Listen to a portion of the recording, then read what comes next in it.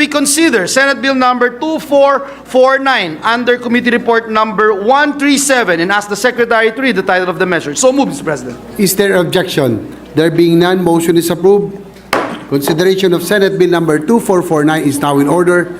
With the permission of the body, the Secretary will read only the title of the bill without prejudice to inserting into the record the whole text thereof.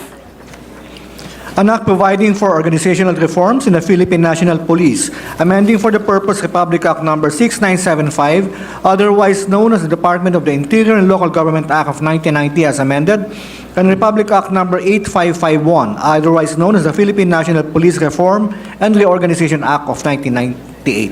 Thank you, Mr. President. At this juncture, I move that we recognize the sponsor of the measure, the chairperson of the Senate Committee on Public Order and Dangerous Drugs, Senator Ronald Bato de la Rosa, to deliver the sponsorship speech. Senator Ronald Bato de la Rosa is recognized. Thank you, Mr. President, Majority Leader. Mr. President, esteemed colleagues, good afternoon to you all. American Speaker Earl Nightingale once wisely said, "Don't let the fear of the time it will take to accomplish something stand in the way of your doing it. The time will pass anyway. We might just as well put the passing time to the best possible use." Today, I stand before you to champion Senate Bill number 2449 under Committee Report number 137, a bill that seeks to institute transformative organizational reforms within the Philippine National Police. These reforms will amend Republic Act number 6975, also known as the Department of Interior and Local Government Act of 1990, as well as Republic Act number 8551, known as the Philippine National Police Reform and Reorganization Act of 1998. The core issue at hand, Mr. President, is not merely a matter of time, but a matter of urgency. For time is always of the essence. In 1998, the Philippine National Police Reform and Reorganization Act was enacted as response to the pressing need for change within the PNP. Now, in 2023, we find ourselves standing at a juncture where the echoes of the very need continue to reverberate. Over 2.5 decades have passed since Congress mandated this reform, and the PNP still languishes without the restructuring it so profoundly requires. Today, we must seize this opportunity to usher in a new era, an era of rejuvenated purpose and excellence for the Philippine National Police.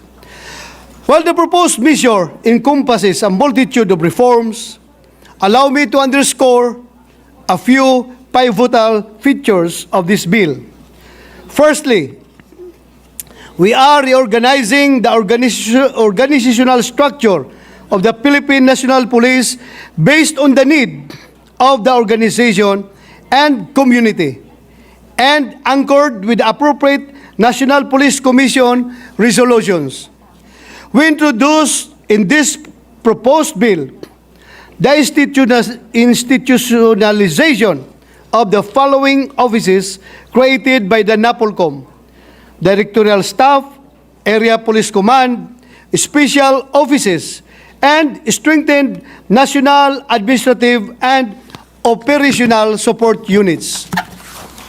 Secondly, we confront the vexing issue of undue influence in the appointments of Chief of Police positions within provincial governments, cities, and municipalities.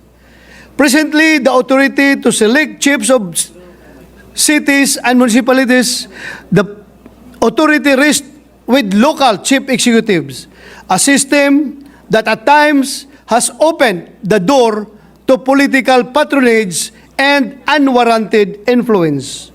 Hindi nalingid sa kaalaman ng iba na kahit noong kasisimula pa lamang ng 19th Congress, nakailang hearing na rin ang aking komite tungkol sa pamamaslang or pagtangkang pagpaslang na mga public official. In each one of these hearings, we were able to identify a common denominator, which may also be interpreted as a weakness in the composition of PNP. Sa ating mga provincial government, mga lungsod, at munisipalidad, ang kapangyarihang pumili kung sino ang mamumuno bilang chief of police ay nasa kamay ng local chief executive. What is the problem with this setup? It becomes an opportunity for utang na loob, which under normal circumstances can even be considered a Filipino virtue.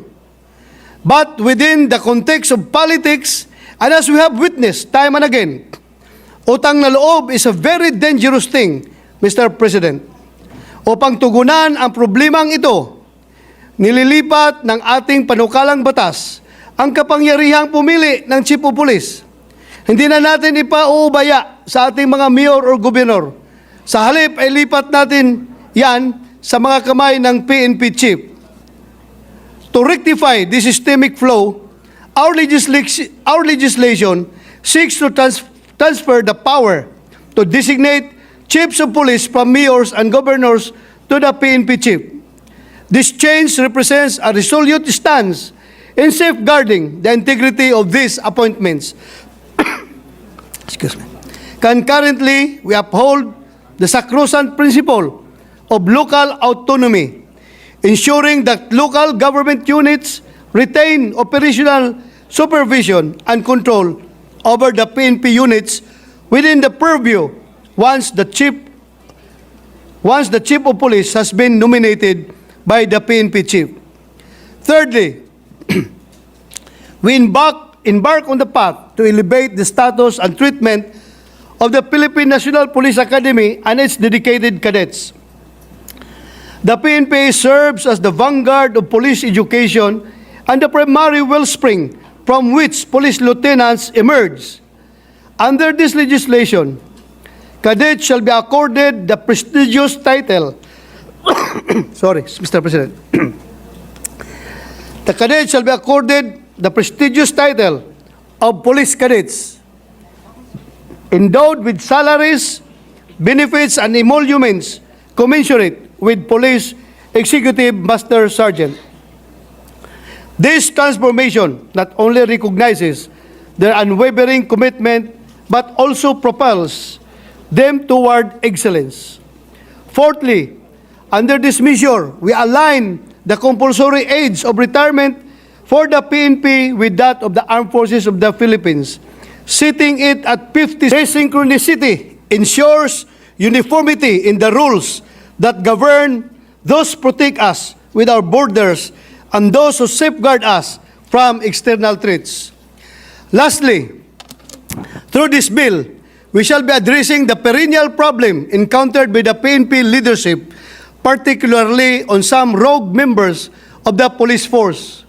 Under this bill, the chief of the PNP shall have the authority to immediately order the preventive confinement of erring PNP personnel while being investigated and or charged with a crime. They may be put in a place of confinement which shall be limited to barracks, quarters, or in a designated facility, similar to the military.